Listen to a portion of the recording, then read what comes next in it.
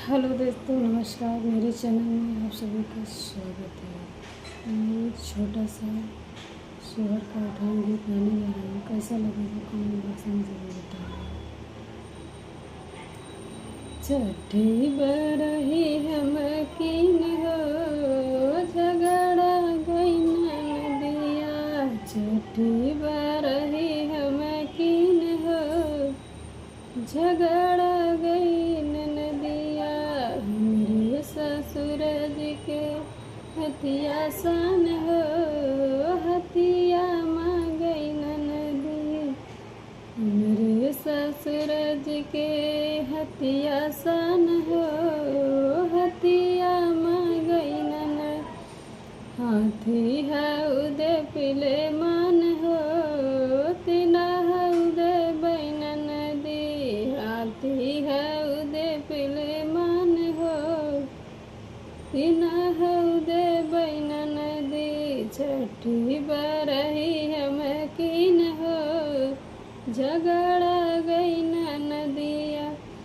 हमरे जेठ जी के गोड़वा सन हो, गोड़वा मांगईन नदी। हमरे जेठ जी के गोड़वा सन हो, गोड़वा मांगईन नदी।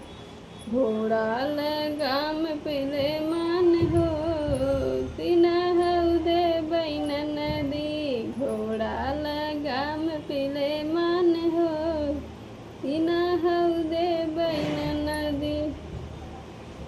छठी बरही हम कीन हो, झगड़ा गईन नदिया।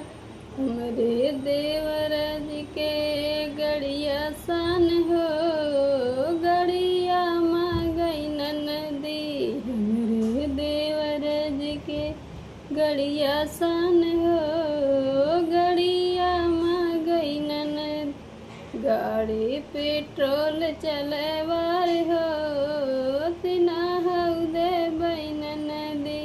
गाड़ी पेट्रोल चलवार हो, तिना हउदे बैन नदी।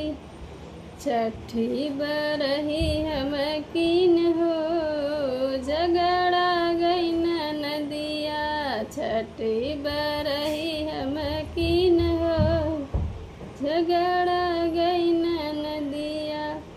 हमरे प्रभु जी के सजिया सन हो, सजिया मांगईन नदी। हमरे प्रभु जी के सजिया सन हो, सजिया मांगईन नदी। से जस पेत सुतवार हो, तिना हउदे बैन नदी। से जस पेत सुतवार हो, तिना हउदे बैन नदी। छठी बरही हम कीन हो, झगड़ा गईन नदिया। छठी बरही हम कीन हो, झगड़ा गईन नदिया। मेरे ससुर जी के हथिया सन हो, हथिया मांगईन नदी। हाथी है उदे पिले मन हो, तिना हउदे बैन नदी। हाथी है उदे पिले मन हो, तिना हउदे बैन नदी। छठी बरही हम कीन हो, झगड़ा गईन नदिया। तो हेलो दोस्तों, नमस्कार। मेरे चैनल में आप सभी का स्वागत है। तो दोस्तों, मेरा गीत आप लोगों को कैसा लगा कमेंट करके ज़रूर बताइएगा। अगर अच्छा लगा तो लाइक शेयर कमेंट जरूर करिए।